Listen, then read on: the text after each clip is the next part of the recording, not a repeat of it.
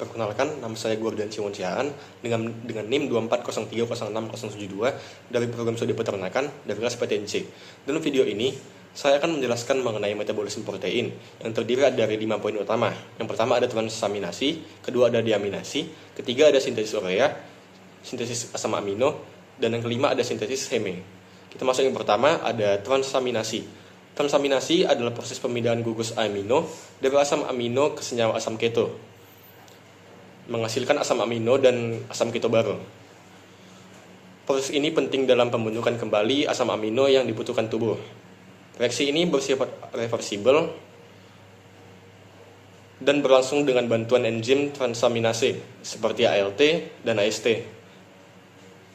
serta koenzim vitamin B6 atau pyridoxal fosfat. Bahan dasar yang digunakan dalam proses ini adalah asam amino dan asam keto. Proses ini menghasilkan asam amino baru dan asam keto baru.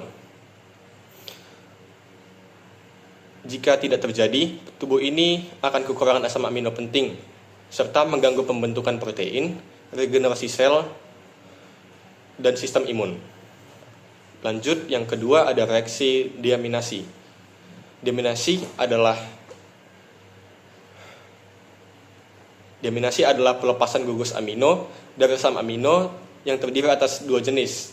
Yang pertama ada diaminasi oksidatif dan yang kedua ada diaminasi non-oksidatif. Yang pertama ada diaminasi oksidatif. Proses ini terjadi di hati, di mana glutamat melepaskan gugus amino menjadi amonia dan aketoglutarat. Reaksi ini menggunakan enzim glutamat dengan bantuan NAD atau NADP. Proses ini memerlukan bahan dasar yaitu glutamat dan menghasilkan amonia dan aketoglutarat. Jika proses ini tidak terjadi, amonia akan menumpuk dalam darah dan menyebabkan keracunan seperti ensefalopati hepatik. Lanjut, yang kedua ada diaminasi non-oksidatif. Diaminasi non-oksidatif ini terjadi tanpa oksigen pada asam amino seperti serin dan treonin. Serin diubah menjadi asam pirufat dan treonin menjadi aketobutirat menggunakan enzim dehidratase. Bahan dasar yang digunakan dalam proses ini adalah serin dan treonin.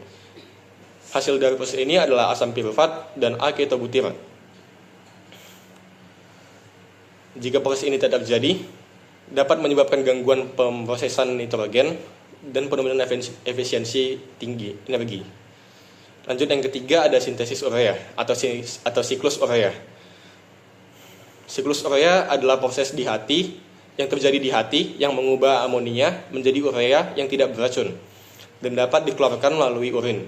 Amonia dan karbon dioksida diubah menjadi urea melalui serangkaian reaksi dengan bantuan enzim seperti karbomoil fosfat sintesis 1 dan arginase. Bahan dasar yang digunakan dalam proses ini adalah amonia, karbon dioksida, dan ornitin. Hasil dari proses ini adalah urea. Dan jika proses ini tidak terjadi, amonia akan terakumulasi dalam tubuh dan menyebabkan kondisi berbahaya seperti hiperamonemia dan uremia. Lanjut, yang keempat ada sintesis asam amino. Proses sintesis asam amino ini menghasilkan asam amino non-esensial dari senyawa antara metabolik seperti pirufat, aketoglutarat, dan aksoloasetat. Gugus amino ditambahkan melalui reaksi transaminasi yang melibatkan berbagai enzim. Bahan dasar yang digunakan dalam proses ini adalah senyawa antar metabolisme. Proses ini menghasilkan asam amino non-esensial. Dan jika proses ini tidak terjadi, maka tubuh akan kekurangan asam amino untuk sintesis protein. Meskipun asam amino esensial sudah diperoleh dari makanan. Lanjut, yang kelima dan terakhir adalah sintesis heme. Heme merupakan bagian penting dari hemoglobin dan enzim sitokrom. Sintesisnya dimulai dari glisin dan suksinil koenzim A yang diproses melalui beberapa tahap di sitoplasma dan mitokondria dengan enzim utama yaitu ALA sintase. Bahan dasar yang digunakan dalam proses ini adalah glisin dan suksinil koenzim A. Proses ini menghasilkan heme. Dan jika proses ini tidak terjadi, maka akan terjadi gangguan seperti porfiria, dan anemia karena kurangnya pembentukan hemoglobin. Baiklah, sekian dari saya. Terima kasih.